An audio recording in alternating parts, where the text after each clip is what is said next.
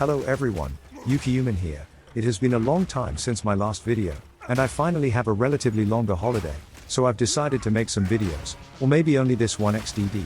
After deciding to end the journey of Witch Hunter, I have made a Titan to play Mace skills. I have followed the basic concept of cArn's Ignite build, with some small adjustments and alterations. I will divide this video into two main parts, how the whole build works and the problems that I encounter while playing it. To simply conclude the build, fully convert physical damage to fire damage to play Ignite. A big discussion on the Mace build will be bleeding and Ignite. My thought is that Ignite has a better gear scaling curve against bleeding in early to mid game. Only considering the passive tree, you have 49% Ignite magnitude and 50% bleeding magnitude that is accessible and reasonable. The increased damage doesn't matter that much cause Titan makes the increased damage nodes diluted so much. With a totem setup to break armor and aggravate, bleeding could deal higher damage cause we lose 25% damage while using Avatar of Fire. However, if we also consider the defense scaling of the gear and weapon passive tree, it is relatively easier to scale defense and damage at a lower cost with Ignite. We lack efficient life recovery methods in Path of Exile 2, especially for Titan, as the Ascendancy doesn't provide any resources for that. So Surrender is a great option to mitigate small hits and recover life through those small hits to sustain a high life pool. However, without a high block chance, it is meaningless to get life gain on block, which shows the advantage of Ignite passive pathing. The block cluster on the top left is extremely valuable for increasing block chance, so I only need to allocate 2 block clusters and another 7% block chance. Also, the left side tree enables some damage nodes, area of effect, maximum resistances and most importantly, blood magic.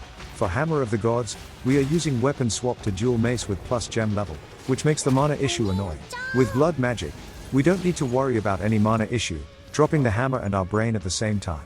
We can also make use of the Life Flask mod that increases amount of recovery but removes mana at the same time. We don't have mana anyway, so it's whatever. I just think that sacrificing the defense mod to get the bleed mod is not worth it, considering the death penalty we have. And using Ignite lets you become so free that you don't have to cast anything during that Ignite, while you need to constantly cast totem or sub damage skills to aggravate. Ignite is just easier to play, at least for my play style, playing safe and dealing consistent damage with low effort XDD. For boss fight, the damage rotation is simple but effective. Solar Orb for holding rage and exposure, flammability, and double Infernal Cry for rage and empowerment. The first Warcry is for rage generation and the second Warcry is for empower. Then make sure you swap to DPS passive and drop the hammer. When your hands are lowered after casting hammer, swap to shield passive by pressing hold shield or just press weapon swap. Then you can AFK for 9 seconds and concentrate on dodging if it is a pinnacle boss, cause map bosses basically get one shot if it only have 1 to 2 defense mods. While mapping, I'm using the best skill you can get since level 1, Mace Strike. Some people are using Earthquake or Stampede, but Earthquake needs investment in reduced duration node, and Stampede has a preparation time before the big hit. Stampede was actually the best before the armor explosion changes, and it is still decent now because of the faster movement around the map. It's just a personal choice, and I like keeping the cost low, so I chose to save the 6 link on Stampede. For map clearing, as shown in the gameplay, you can still use a normal mace to clear the map, but the strike splash damage is much better cause it can attack the whole screen in one click. If the splash damage is classified as a bug that the area of effect cannot be scaled, then using Stampede might be better than Mace Strike. Perfect Strike is only used when you want to save time by not using hammer, and Shield Charge for long range movement, Leap Slam for moving across the obstacles. The build itself is not that complicated. Please check the POB for gem links, gear and passives if you need. The links and passives might not be optimized cause I didn't play much since POB is out, so you are probably right if you found a higher damage setup lol. After talking about the build, I want to share my experience while playing this build, which you might encounter the same problems while playing. The first thing is that Giant's Blood makes gearing so toxic, cause you need so much strength to equip your maces. I bought a 700 PDPS mace and found that I can't use it cause I don't have that much strength. A simple solution is just buy an advanced base cause around 400 strength is pretty easy, and reduce attribute requirements with gem level maces are too expensive. You can see I'm still using advanced base for DPS weapons, which are already good enough for early to mid game. T4 Zesht is pretty annoying cause the high attack rate, but Ulroth and King of the Mist are fine. Simulacrum is stupid that I got 0 passives from it before I quitted the game. Zesht is tough to play against with my current gear cause this build attacks so slowly. It's annoying to get stunned during the hammer casting, but the empowerment of Infernal Cry doesn't have a duration restriction, so you can Warcry to get empowerment first, then find a good window to cast hammer. You don't have to cast Warcry and hammer in the same sequence, which is important again those hypered bosses. Of course if you cast any attack skills before dropping the hammer, it will consume the buff, so take care of what you need to use and have used. You don't need a high level flammability, a level 7 curse is fine, the same as Solar Orb, but you might still want more int and dex for higher level Herald device. If you find difficulty with stacking attributes, find increased resistance against the darkness and get more attributes from your gear. The passive effect scales the effect from against the darkness, making it more effective to get resistance than attributes from it. As penetration only affects the hit damage but not the ignite damage, penetration is not the top priority even though higher hit damage helps the ignite damage. Getting some reduced slowing potency nodes and stun threshold is good for mapping, cause sometimes you can't even move if there are too many mobs. Unnatural resilience calculates your actual resistance passing 0, not the resistance passing your maximum resistance, so you can basically get +4 max fire resistance by clicking it.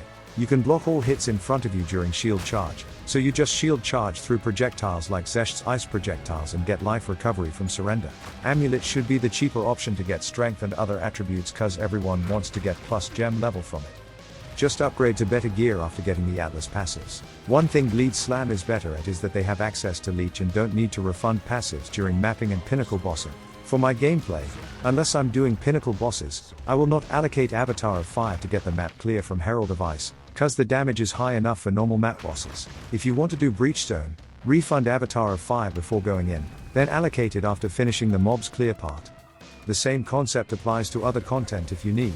Charm is useful if you really hate getting stun locked. Change to stun charm if you see increased stun build up mod in maps or just clear the map slowly. At least get one rage on hit and hit by an enemy separately, so you can hold your rage even if you are not attacking, or just allocate the rage on hit passives to get damage mod on duels. Crushing impacts is not that important as you are clearing the map mostly by Herald of Ice, but it's good to have if you are just playing Mace Strike, cause Aftershock does nothing for Mace Strikes. But I think having crushing impacts makes my mapping a little bit better cause my Herald of Ice is only a 4-link skill, but if you don't have any flat cold damage, it should be no difference. Also, if you are using Stampede, path to Aftershocks instead of Shattering Blow cause no armor explosion is needed. If you can't find any accuracy from your gear, Resolute Technique is perfect. You are not getting the critical hit against the pinnacle bosses anyway. Keck. Anoint skill speed node if you have enough strength cause you can have a better DPS timing and clearing. I'm just too lazy to change another node, so don't copy my anointment. That's all about my thoughts and experiences of this build. Check the detail gem link and gear in the POB. Although I have ingenuity, but to be honest it is more of a rarity boosting for my trash level gear. I'm using rare belt in the mapping showcase and Trial Master just for clarity, which is shown while I'm swapping my gear. The most expensive gear I have is the Warrior Invictus. I bought it with 4 divine non-corrupted and I got the 5th socket myself. No gamble, no life lol. But the 5th socket doesn't do much. That extra attribute can be adjusted by slightly better gear. My weapons are below 100 exalted each. Breach Ring 3 divine, belt, helmet, gloves, amulet are all bought with below 1 divine or self-crafting. Holkerkeln is whatever. You can buy and corrupt it yourself. Surrender is 3 divine when I bought it. 4 divine for Against the Darkness, at most 1 divine each for those rare jewels. Around 4 divine for all the sockets and gem quality. Around 40 divine spent, but most of the cost comes from defense scaling. The weapons and Against the Darkness only cost me a few. I do believe Totem Titan could perform better with the same amount of investment, and there are so many builds that are better than this. But Jonathan and Mark said the performance of melee skills are good in Path of Exile too, so why don't try it Copium? I have created an Invoker and Gemling, but I don't think I'll touch this game for a while cause I'm playing Torchlight and will be playing Monster Hunter. However, I'm planning to make some, or a video about how to recognize some of the campaign layout to let you avoid going on the wrong path. I've already borrowed a Temporalis from my friend to capture the showcase, cause he's not playing now anyway lol. Great thanks to him. Anyway, hope I can make more than one video in this holiday. As always, comment and discuss below if I've made any mistakes about the build. But more importantly,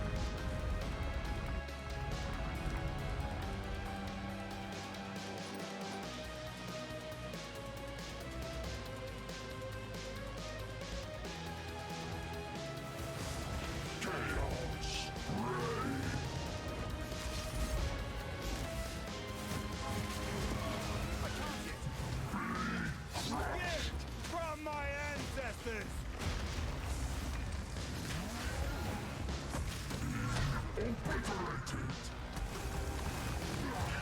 My service is finally over!